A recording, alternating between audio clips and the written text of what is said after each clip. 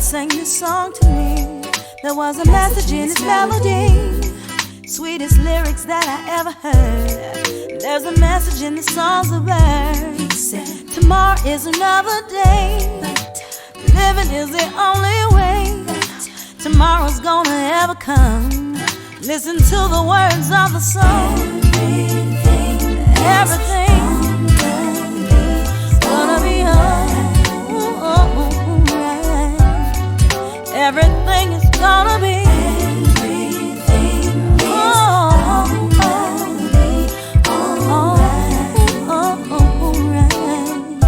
Greetings and welcome to A Sip of Inspiration. I'm Stephanie Wilson-Coleman, the Empowerment Doctor, and joining me for today's show is LaTonya Davison. I found her through a service that talked about, the heading was The Healing Power of Laughter. And I thought, oh my God, we have got to have her on. I believe in the power of laughter. And then as I did more research, I discovered that she was a clinical mental health therapist. And as a clinical mental health therapist who combines laughter, we just couldn't miss having you on this show. So thank you for answering the call to yes when I ask. And I want to take this time and just ask everybody to breathe. I want you to take time to contact your friends now, reach out and let them know that we've got a dynamite lady on tonight. Before we get started, I have got to do my commercial for my sponsor. So when you need a supply company to rise to your needs, call Resource Industrial Supply and Equipment. I want you to like this page, start a watch party, and if you want to see more, go out to YouTube to the Inspire or Stephanie E. Wilson-Coleman page, and you will be able to see all of the shows that we've done.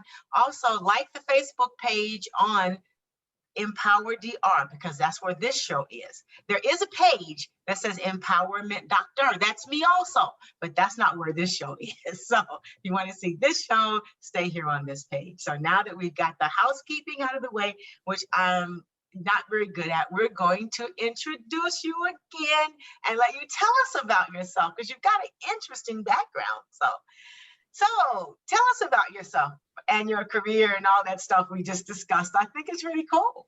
Ooh, there's a lot. Thank you so much. First, I just want to say thank you for having me on, Dr. Stephanie. This is a special treat to be able to come on to, again, a platform such as yours and talk about something that I absolutely love. Well, two things I love is comedy and doing therapy.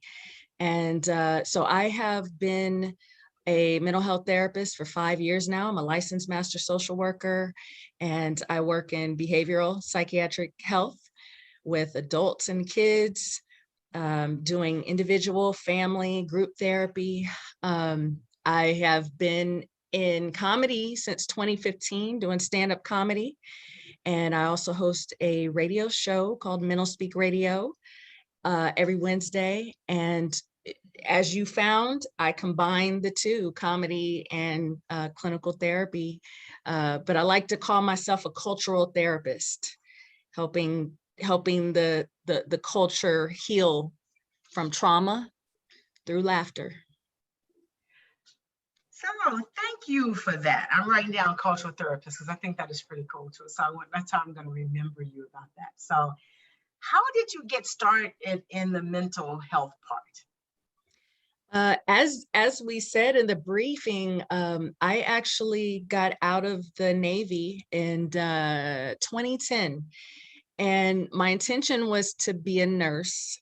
I worked on airplanes in the military, and so I don't know, I just felt like working with things versus working with people.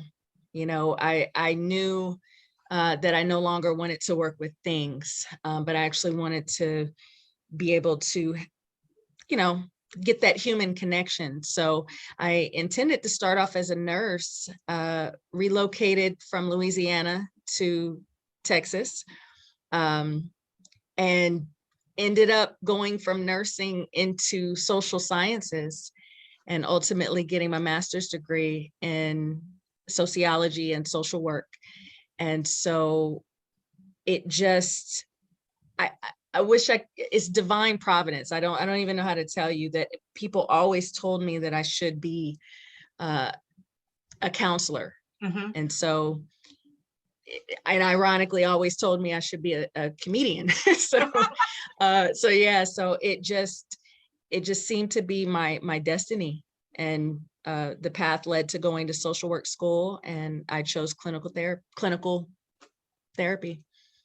Oh, that's exciting. So let's back up a little bit about this military career. So you just don't drop the bomb that you worked on airplanes, right? you know, and you look at you and say you worked on airplanes. Wow. How long were you in the military? Went in at 18 in 1996 and did about, I think I did 3 tours of 14 years. Did a little time as a reservist. And I mean, I loved it. You know, I got to travel around the world and see the world and meet great people. But again, climbing around airplanes and yeah, got old after a while. Like you said, it was things versus people, and you chose people. Yes. So after you entered the mental health field, was there what was the shift like going from the military to that mental health field, from going from things to people? Okay, and so I'm very open in the work that I do. I do a lot of self-disclosure, but the transition for a military person, I have yet to see it be easy for people, and including myself. You know, the military has to mold.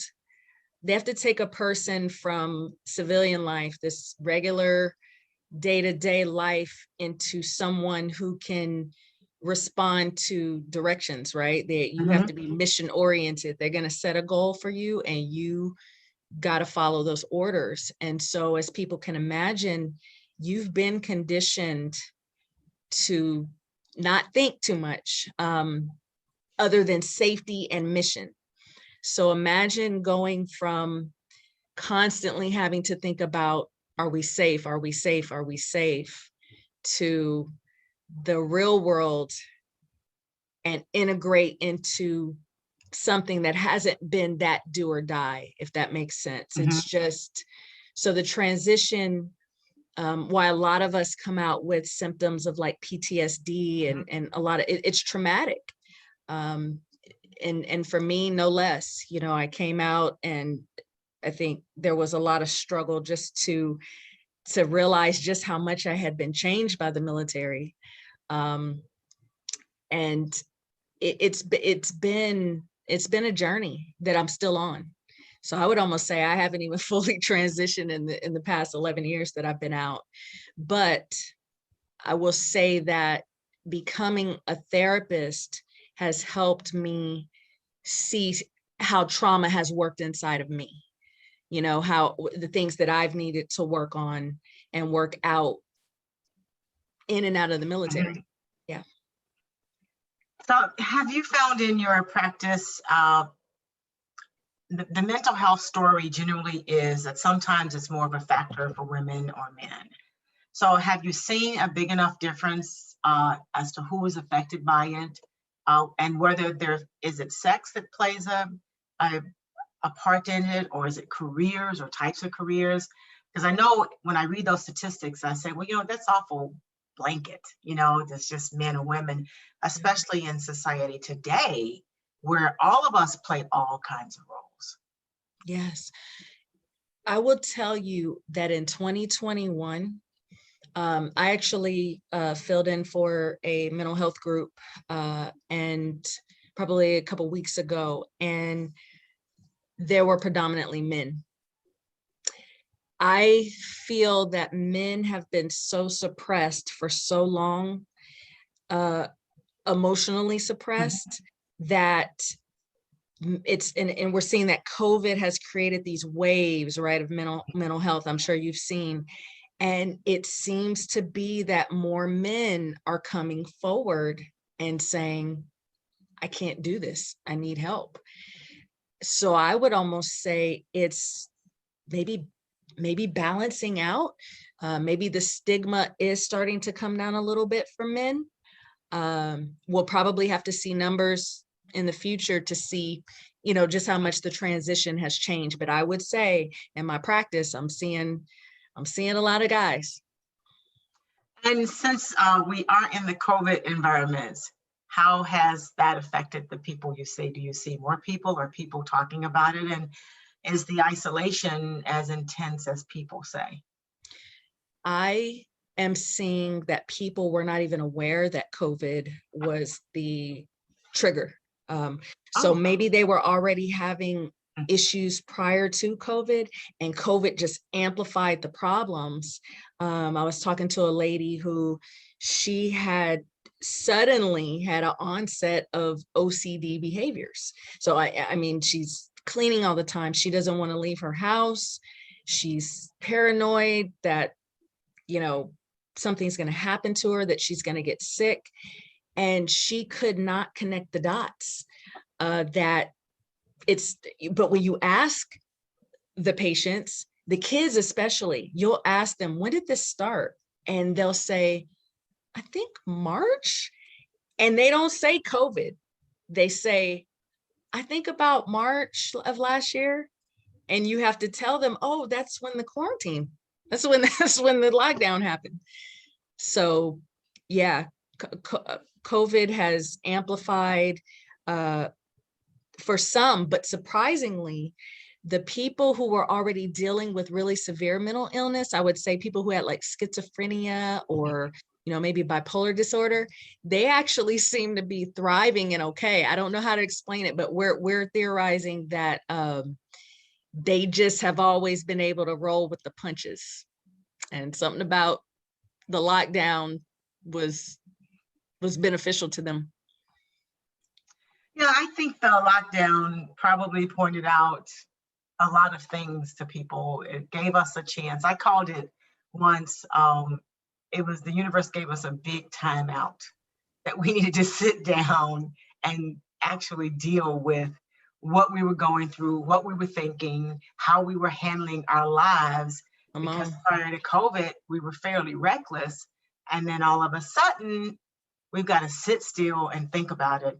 And if you can't get people to sit still and meditate for 30 minutes without talking about, as they tell me, but the thoughts just break in, right? It's like, yes, I can imagine what you see when they're sitting down for 30 days even. Exactly. It is. It's a rehabilitation. And to a degree, yeah, COVID, that was a timeout. Go sit down, think about what you've been doing or not been doing. Right.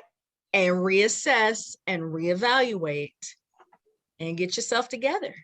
Right. And I like to think that maybe that's what's happening now, is that we're seeing this influx of adults coming in and they're realizing, I can't do this anymore. Whatever chaos of my life, let me come in here and sit down and figure this out.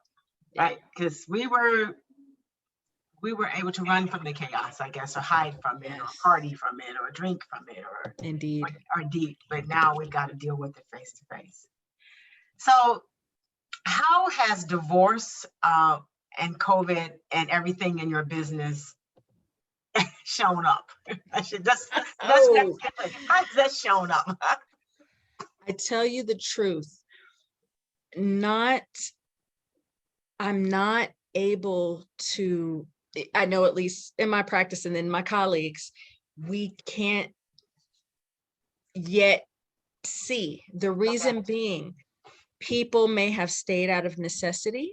I would say that maybe we're seeing people who are staying in situations out of necessity for the financial aspect of it, right? Because where you're going to go, in a lot of cases, some people are on unemployment.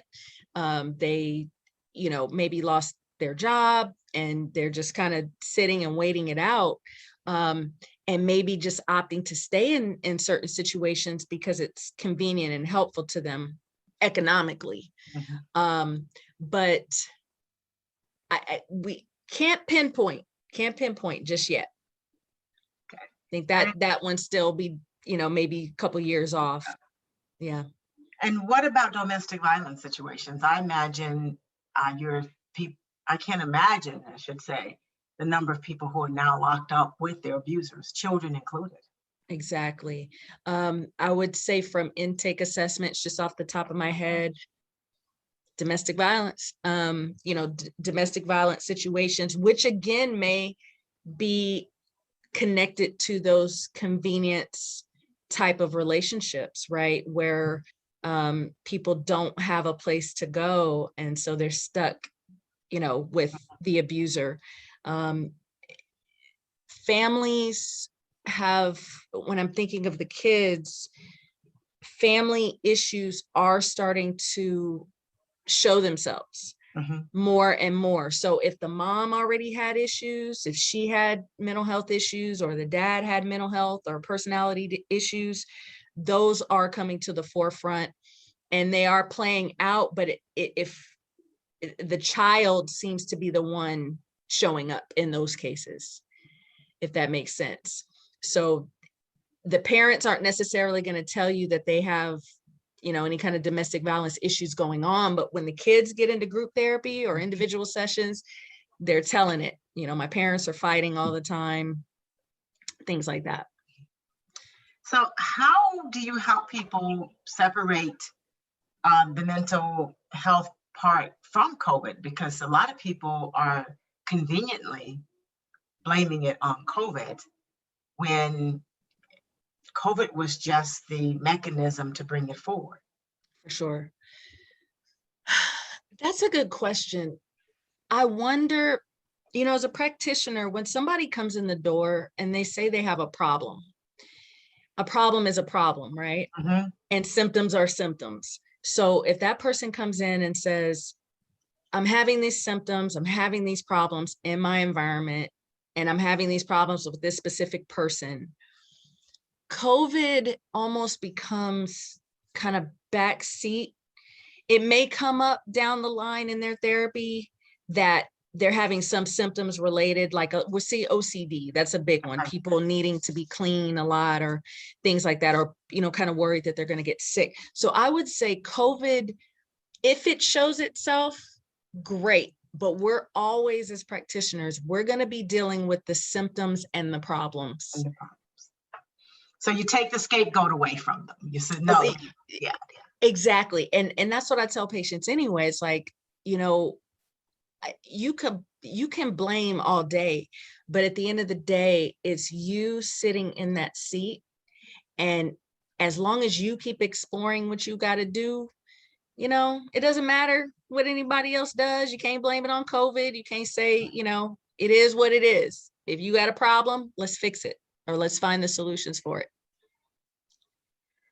So during this time, it's amazing. So sometimes I feel like I need to make a public service announcement, because people are often affected by our loved ones who die.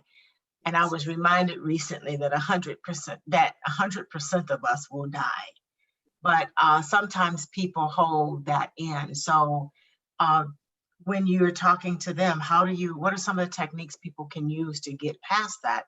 Because in some situations, some environments you can't be there, some you can. I don't care what's out there. Sometimes life just keeps you from being there. Exactly. And you're talking like the COVID related deaths? The COVID related deaths were sudden, I think.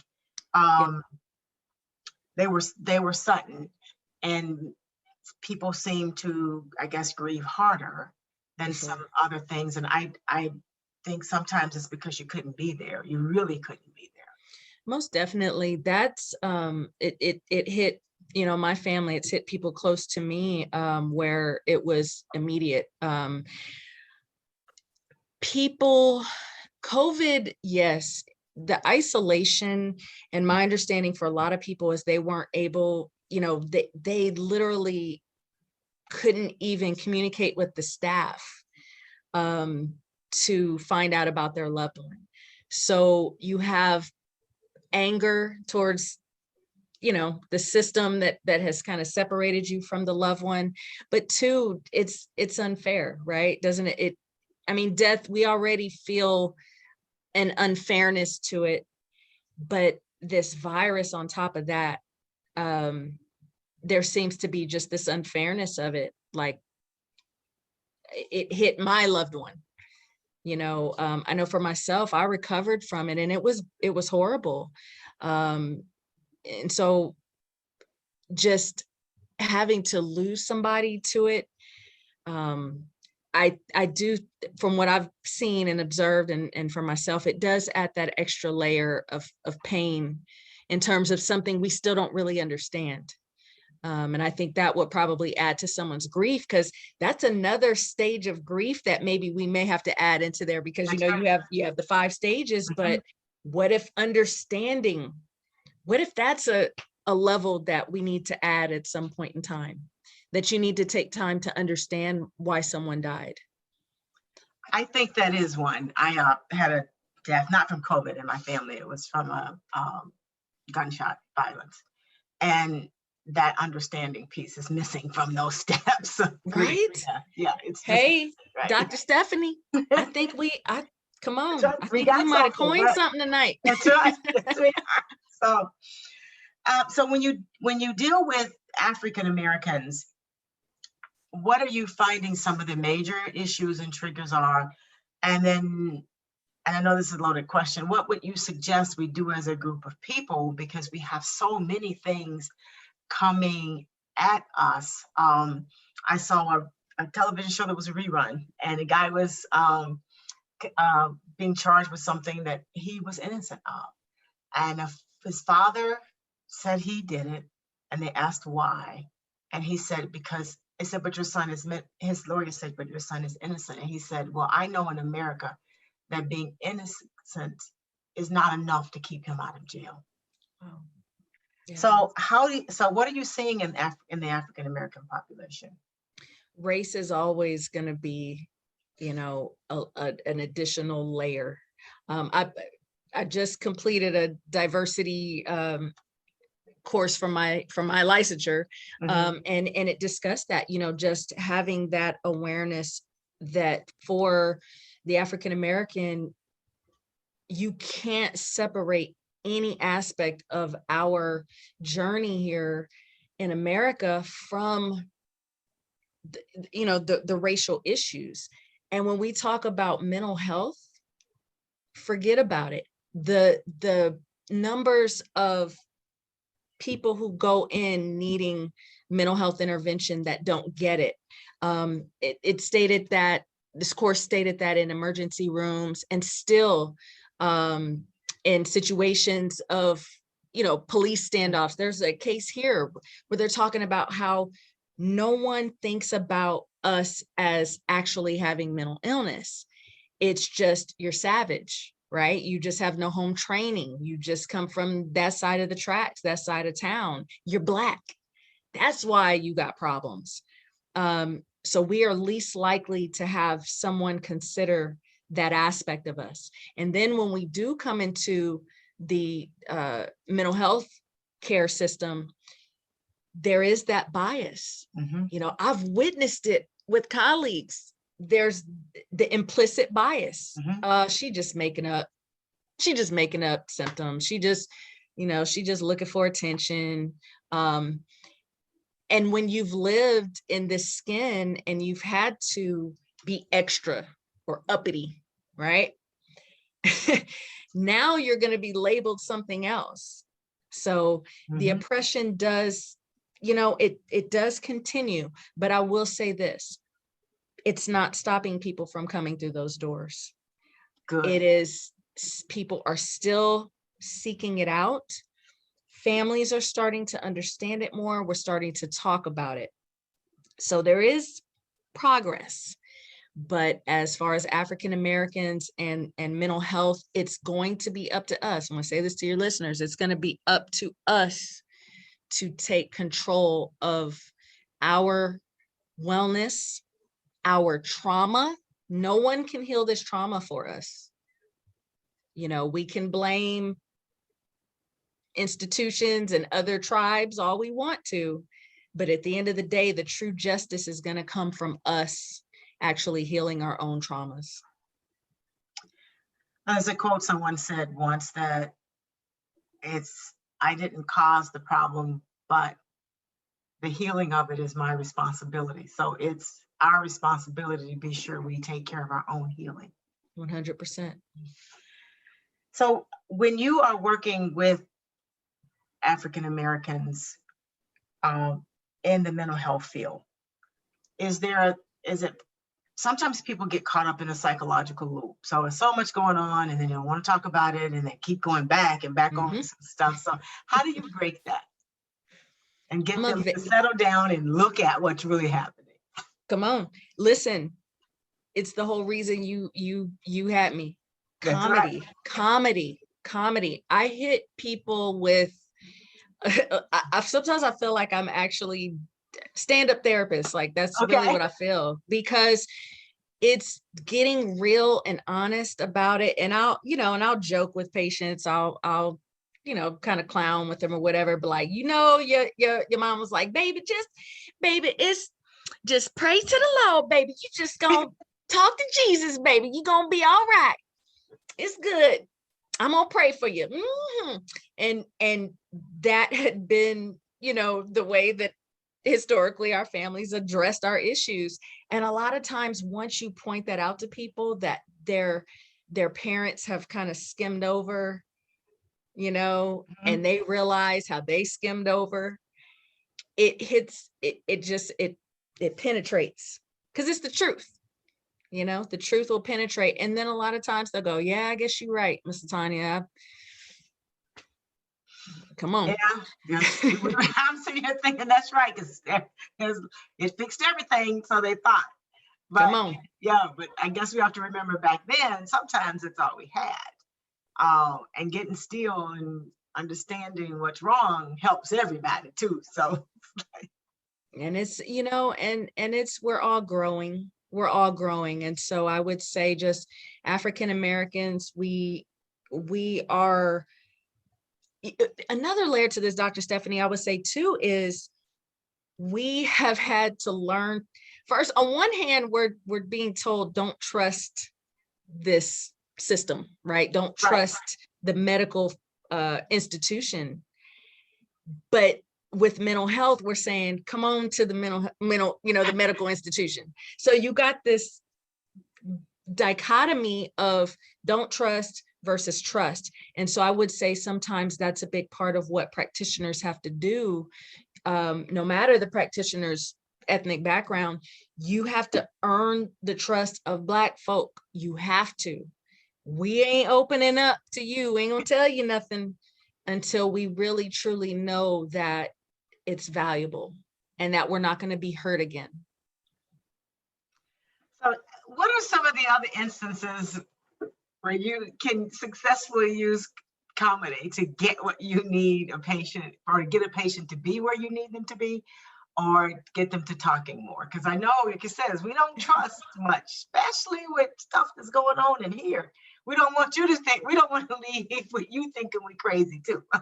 Yeah, come on. Yes. With teenagers, especially teenagers, I got to role play and act. And usually what I'll do is bring in their cultural, kind of like their little cultural sayings and things like that, because they're all, they're all on TikTok and and so it's usually kind of acting out for them what they do, and you see them kind of amused and they're like, how does she know we do that? That's the main thing. Another thing I'll do is, I'm a mother. I have a 15-year-old son. And so, and I was 15, right? So I'm like, you guys can't get over on me. I know what you do. And so I'll hit them with, I know what it's like to be a 15-year-old. I have a 15-year-old. Also, as a parent, I can be transparent with either other parents or kids. And I'll say, look, this is where we're slipping. And that honesty, a lot of times for kids, you'll see them nodding like, yeah, my mom does do that. And I'm like, I know. Trust me, because I do it. And they're in gold. I don't want to give away my secrets, but that's what I do. Okay. So as people think about teenagers, though, they think, you don't have a problem in the world. That's what my mama used to tell me. You don't have a one job. Go to school and work. Go to school and get grades. That's your work. So what problems are teenagers experiencing that you see that parents maybe need to be aware of? Because sometimes parents just don't know, they don't know what to look for. The number one word, now I use what's called a emotion wheel. Okay. And this wheel will have probably a good 100 words on it. And a teen will come in and they have no way to verbalize. They can't say they're angry. They can't say they're sad. They just don't know. I would say the top word that gets circled is lonely and empty. Lonely and empty. And it's, I really connect it to, I gotta say it, but as much of a blessing as social media has been, it's also kind of the bane of a teen's existence, right? Because they're having to connect through this screen, whereas we picked up the phone, right? That we didn't have the internet. We had to pick up the phone and call people or go outside and play. And so I would say that a lot of them are isolated. Their family, everyone's on technology. So these kids just seem to be in their own world, disconnected, even though they seem more connected. And it leaves them empty because they don't really know how to get to know people, right? Like, how do you really truly get to know someone through this screen over time? So loneliness and emptiness. Loneliness and emptiness. So as a family unit, what can parents or relatives do to sort of alleviate some of the loneliness and emptiness? Be present. Just be present. Put your phone down. Put your phone down. Turn off Netflix, right? Go to the park. Go take a walk. Get a bike. Go back to basics. Just go back to basics. But when you're there, be connected. Like, I'm having to learn this, you guys. I'm not talking at you. I'm talking with you. Just, listening. We talk. We don't listen as parents. We don't. And that's what the kids say. They don't listen. They tell me they listen, but they just talk at me. So presence and listening, active listening, reflecting, not telling them what to think or how they think, but really truly asking them, what do you think? And then they can start to get back to processing their own thoughts and then value their thoughts. When they tell you something, it's so easy to go, whatever, oh, that ain't nothing, we dismiss it or we undermine it. Really truly tap in and check in and help them evaluate. Well, what do you think about that? Or how'd you come to that conclusion? And then when they're done, interesting. I like how you came to that conclusion or something like that. So just being connected, Dr. Stephanie, it seems life sometimes can seem so complicated in the solutions, but I'm finding in the work that I do, it's really simple. We just have to have the will to get back to it. So it seems like we all need to put down our phones, not just our kids, because, adults say, God, those kids are always on their phone, but we're either on our phones or Netflix, you're right. And I do see it a lot where parents will be out, even in the park, and they're on the phone while they're holding their kid's hand instead of having a conversation with the kid about stuff. So yeah, I'm guilty of it, but I am more conscious of it. I was eating with my son yesterday, and I reached for my phone, and then I was like, nope, because we have a no phone at the table rule, which he honored. He didn't pull his phone out. I was proud of him. He's good about that. But again, we got to practice what we preach.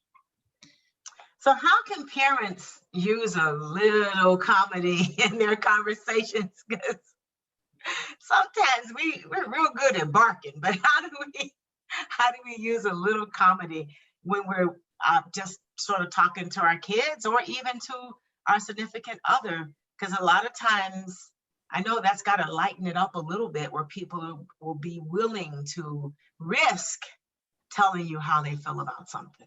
Most definitely. And it's tough too, because we are all easily able to mask with everyone else, right? Like it's easier for me to go out into the world and be bubbly and, put the mask on and everything. And then we come home and we take the mask off and our family actually sees who we are, which, that's not a bad thing in terms of they get the real us. But I would say recognizing that the joy that you hoped to create in your right, didn't we have families so we could have fun and have somebody to love us, and have a good time. We did want that kid, right? I mean, kind of, right? Maybe, right. I mean, here they are. Let's, but I had, so my parents, my mother and my father, they were not married as I was growing up, but my parents were goofy. Like they were goofballs.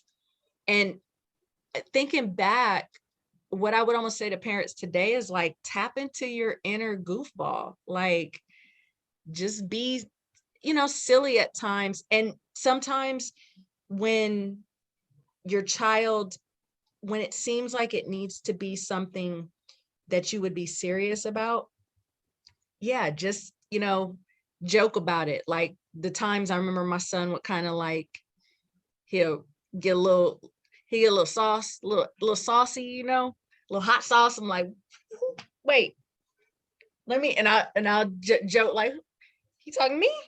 You talking to me? Oh, and he'll correct himself and he'll say, oh, and then, he'll, but imagine if I like came at him, who think you talking to, as opposed to, you talking to me?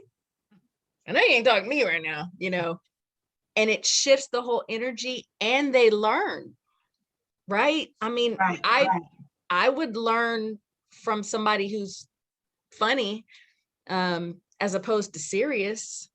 Because if you're serious, I'm probably tuning you out. But if you tap into that inner goofball side of yourself and just kind of let go of all those social norms, you can shift the way even that you parent in the home, and some things can start to lighten up for you. So as a stand-up comedian, I just thought my son used to tell me I was silly all the time. It's like, he would do something wrong and I'd say, look, I need to know what you were thinking because my child didn't do that. Come on. My child didn't do that. So what were you thinking? But how do you use this in your stand-up comedian routine? It just seeing, Charlie Murphy, Eddie Murphy's brother, he always said, the absurdities of life. Life is absurd. There are things that happen and you're just like, really? Really? And it's so absurd. And going back to COVID even, it's so unfair, right? There's things that are so unfair. But what the comedian does, we find there's a duality of life. There's tragedy and there's comedy. And tragedy is guaranteed at some point, right? Mm-hmm. Something's going to be tragic to someone. And it doesn't matter how, it could be somebody ate your leftovers. Tragic on first world problems, right? On the other side of the world, somebody can't find a sandwich. Tragic. But I think the work that a stand-up comedian takes on is doing the work of finding the comedy in that situation and then bringing it to the masses, right? So that we can heal from it. Because I really, truly, Dr. Stephanie, I think it's a gift. I do. I think that comedy is if I were to say there, if God was going to give you trees and the earth and all these things that you can enjoy, it's almost like it was implanted in us to be able to laugh. And it just, man. So that is the medicine, getting on stage and literally pouring that elixir of laughter for people. But you got to look at the ugly. You can't just get up there and try to, there's some comedians that are good and it's just funny, but it's the ones that kind of get a little dark, right? But it's because you got to go there. You got to go there into the darkness and pull out the light. So we do have a question. We talked about okay, viewers, pay attention. We talked about incorporating laughter in the treatment process. So what are some of the most common socio-political issues that you deal with? I would say definitely substance abuse. Okay. So substance abuse in terms of legal versus illegal, who should use and who should not use. So I'll give you a example. In Texas, medicinal cannabis is legal. But we'll have people who, they struggle with certain issues and they'll say, well, I gotta smoke. I smoke, it makes me feel better, it calms my anxiety and my depression, and it's what I do. And then you have to tell them, but it's causing problems, other issues, and it's also, you're addicted to it. So, that's a conversation that'll come up that you have to have. Definitely always race, right? Always racial issues. Clearly from last year, those things are still kind of cropping up. LGBTQ. Okay. We are currently, as practitioners, especially here in Texas, especially, they're changing some of the language that has to be used. I know at the facilities that I've worked at, it's inclusive. Whatever someone is wanting to be referred to, it's automatic, no questions asked. Now, for us as therapists, it also becomes a little bit difficult because we do still have, and I have to make this clear, I want to say this to people, I don't want to be controversial, but it's necessary to say. I will say this: we have people that struggle with gender issues that are related to their traumas. Okay. You feel what I'm saying? And Yes. So it becomes challenging sometimes to help a person explore their trauma and some of their fears related to gender and still honor, the LGBTQ community. So that's something that's pretty significant. And you're going to see that in the next couple of years. It's still going to be a thing. Yeah, I know people, it's all through the press. People who are not having issues, gender issues, are having problems with people who have gender issues. Yes. It's just everything else. It's sort of like another form of a COVID timeout. There are things that have to, we've been sit down, figure out what you live. At the end, as Adam Smith said, we're all dead. So it's like, I think we spend too much time in between birth and death worrying about things and not laughing enough. Because as you said, we can guarantee that all 100% of us will die of something or nothing, but we'll die. And that we will have some of these issues in life. So what do people say to you after they watched you do your stand-up comedy? I bet that's that's probably almost as funny as you're on stage. You know what? This is gonna sound, I don't see that I'm funny. I don't, I'm just me, but people will say, that was hilarious. Oh my gosh, that was so funny. And when you said you know, the thing you said. And I'm grateful.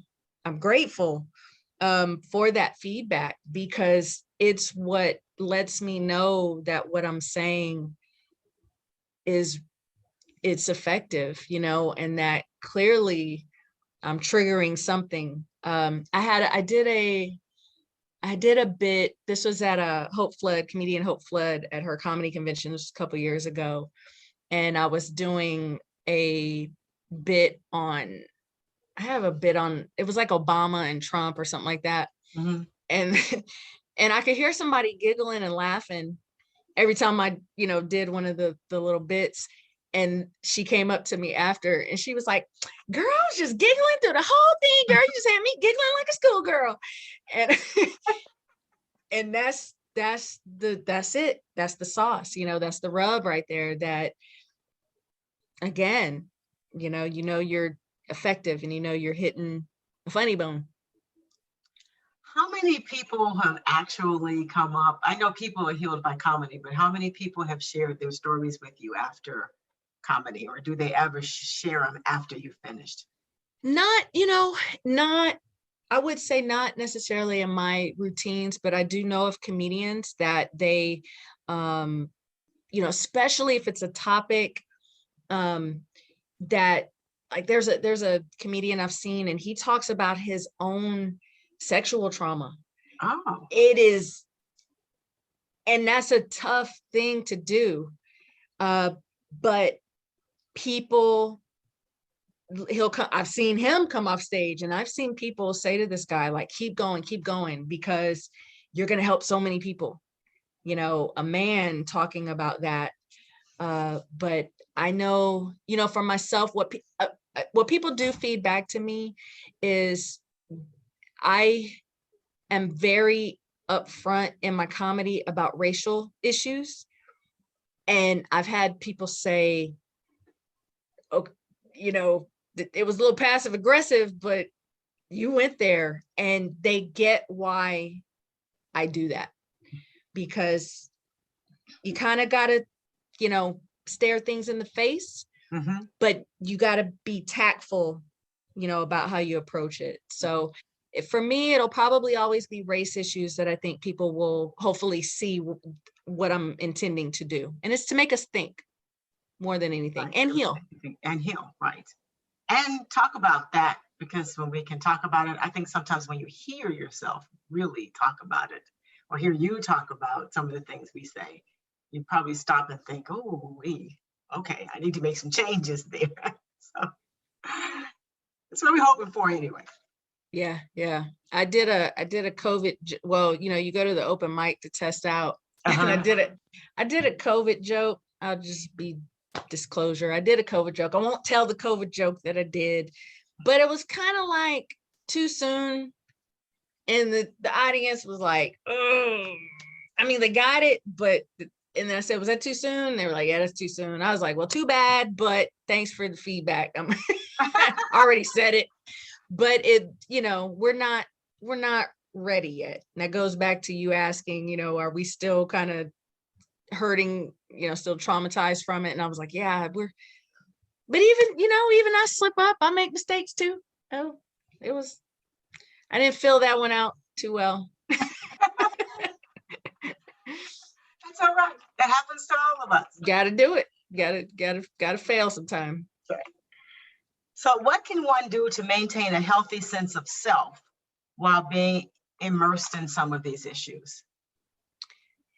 And I breathe, because I'm having to do the same thing with you guys. Healthy sense of self, affirmations.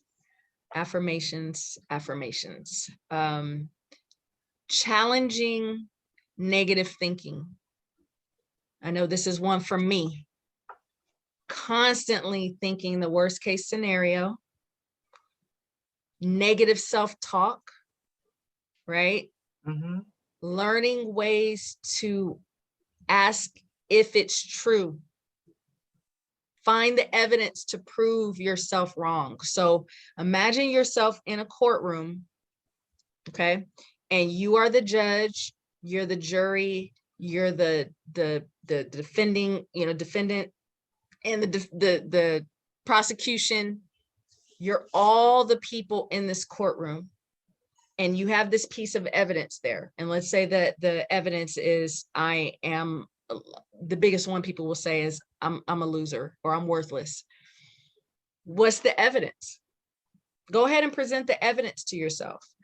And you're going to have exhibit A through Z, right? Of all the reasons that you are not worthy or you're worthless. Go ahead and list them. Then on the other side, you need to come up with evidence against that statement or that judgment.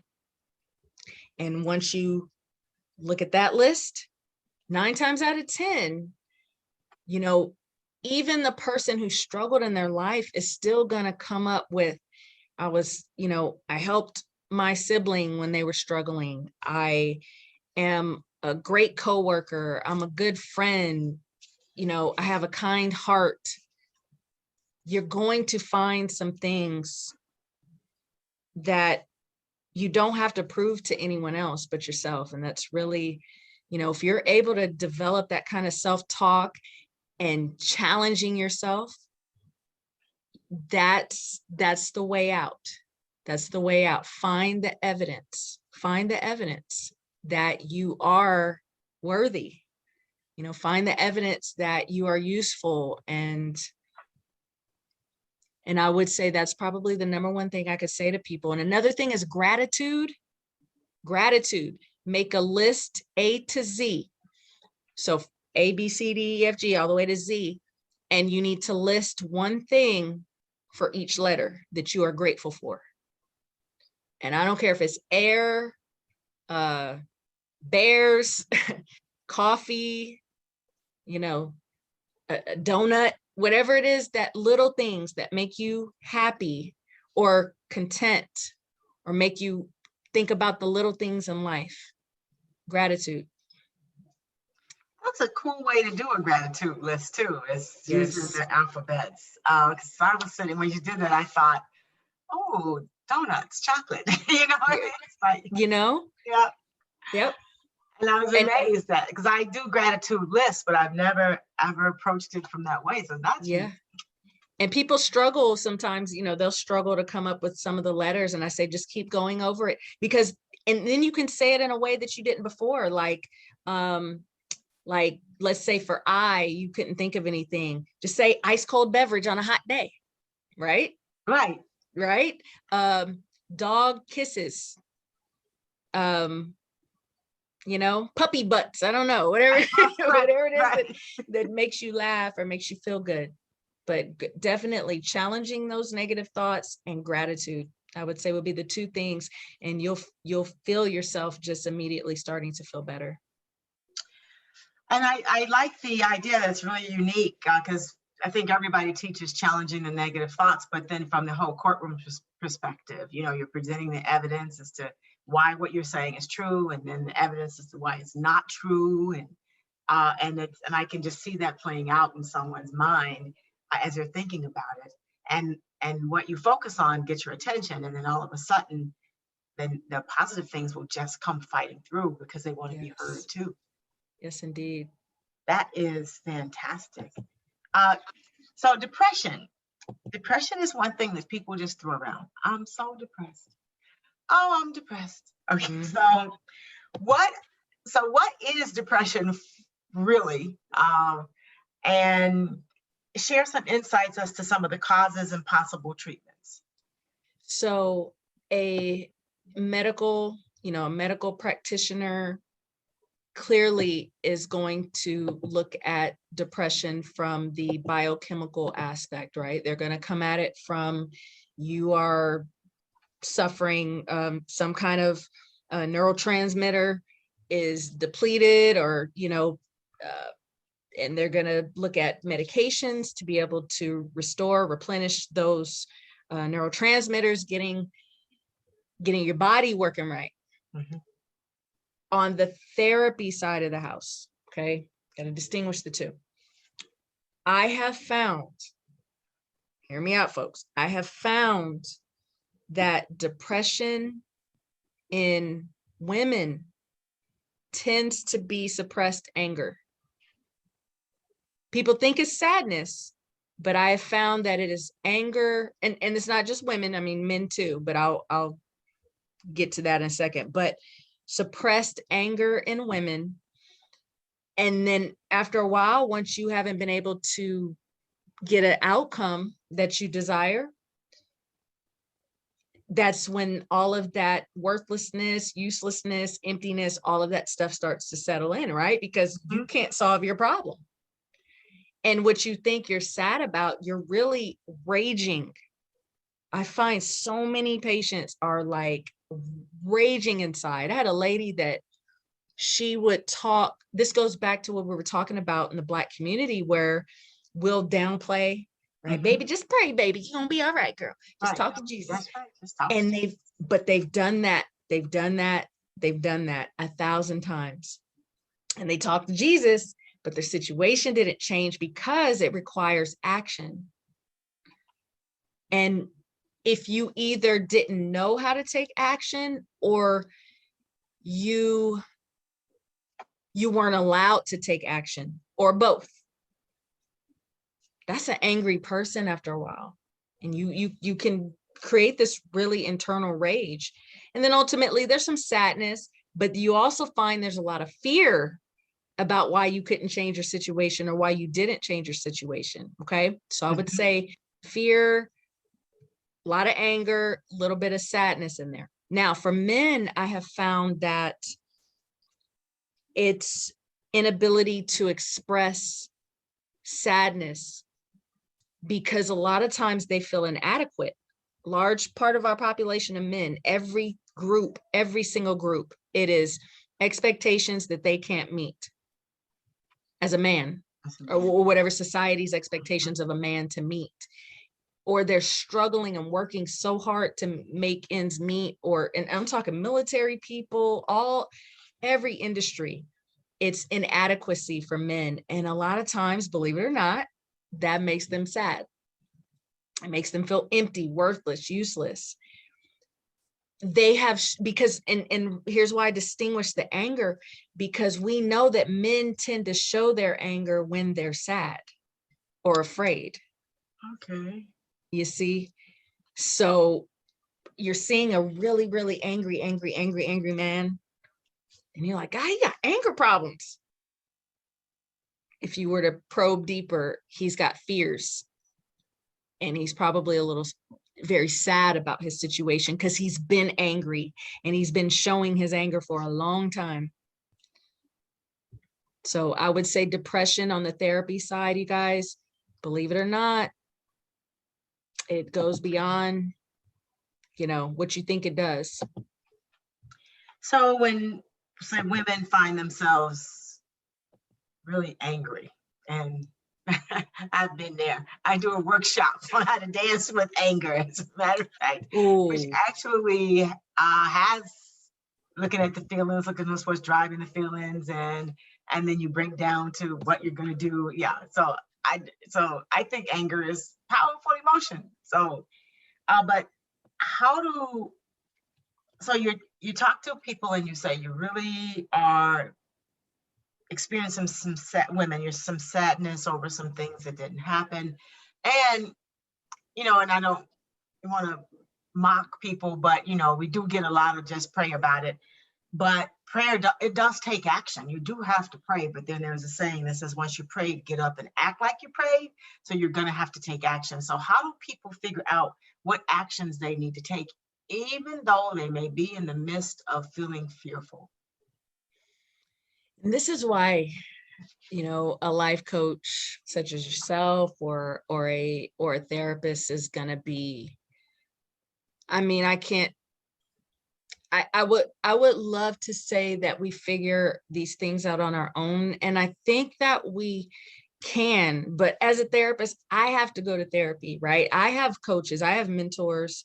So I would say to people, make sure that, if you have someone that you can reach out to, that's either a mentor, make sure it's outside of your family, because family, you know it. Come on. Yeah, key point, right? Outside of your family, I'm just and not your saying. best friend, right? No, fam, because they are so subjective. They can't be objective. You can't be objective. You cannot. You can't. Trust me. You know, as logical as I like to think I am sometimes, I'm like, how did I miss that? Right. So I Yes, can't. right. Come on, you're a doctor. You know it. You can have all the degrees from all the universities.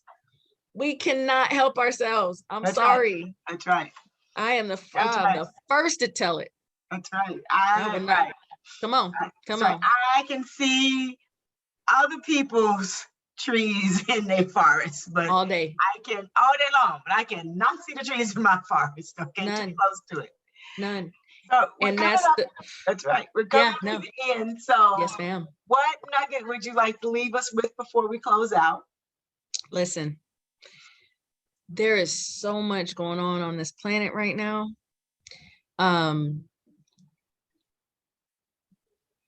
I have literally watched, I can't count on my 10 fingers now, people passing away in the last 3 months.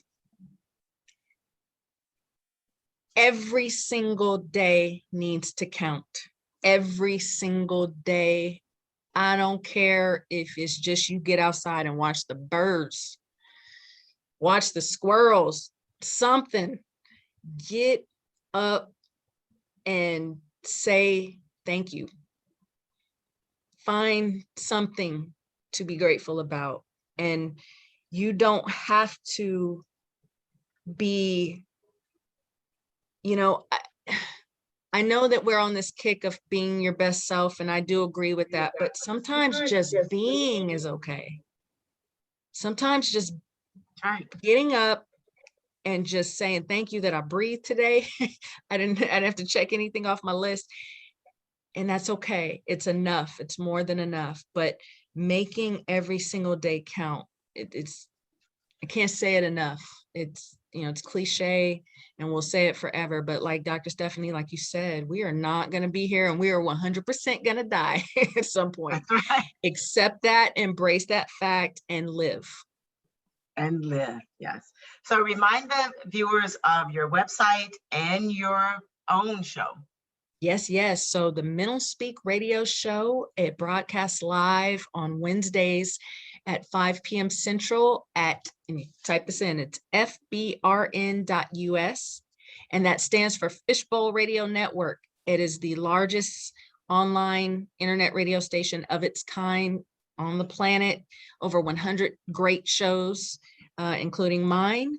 And we'll love to have you as a listener.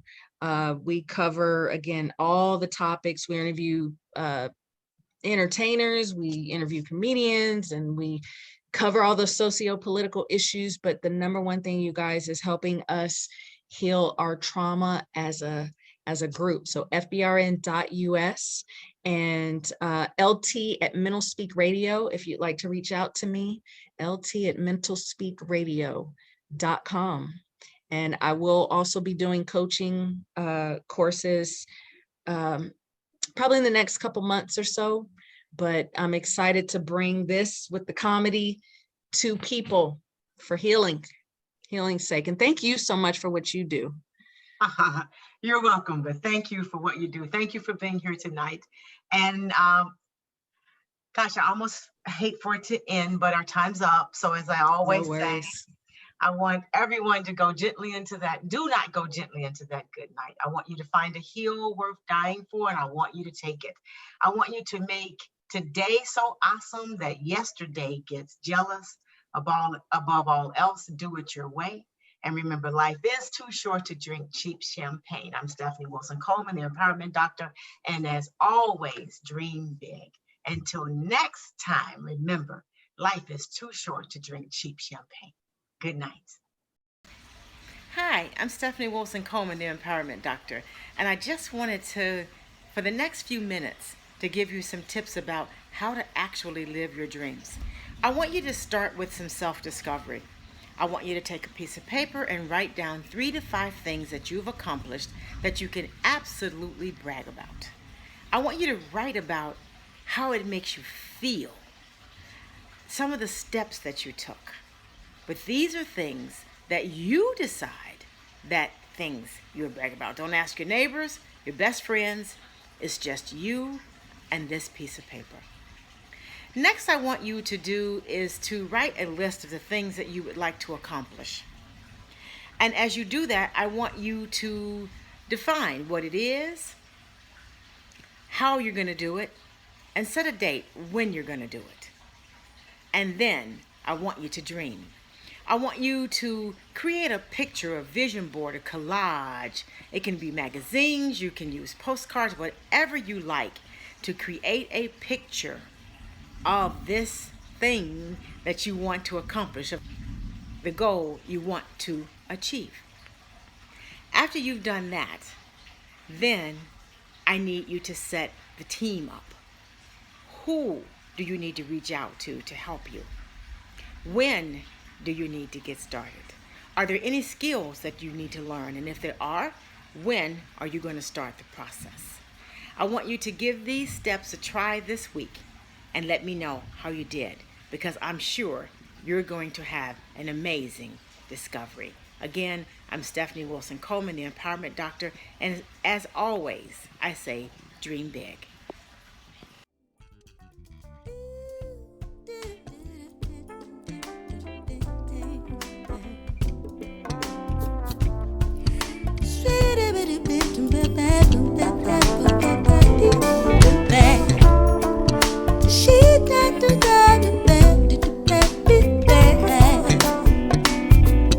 But life's too short to drink cheap champagne, so I decided to buy me a better brand to taste with my strawberries. What a high, lemon bubbles in the sky on the beach with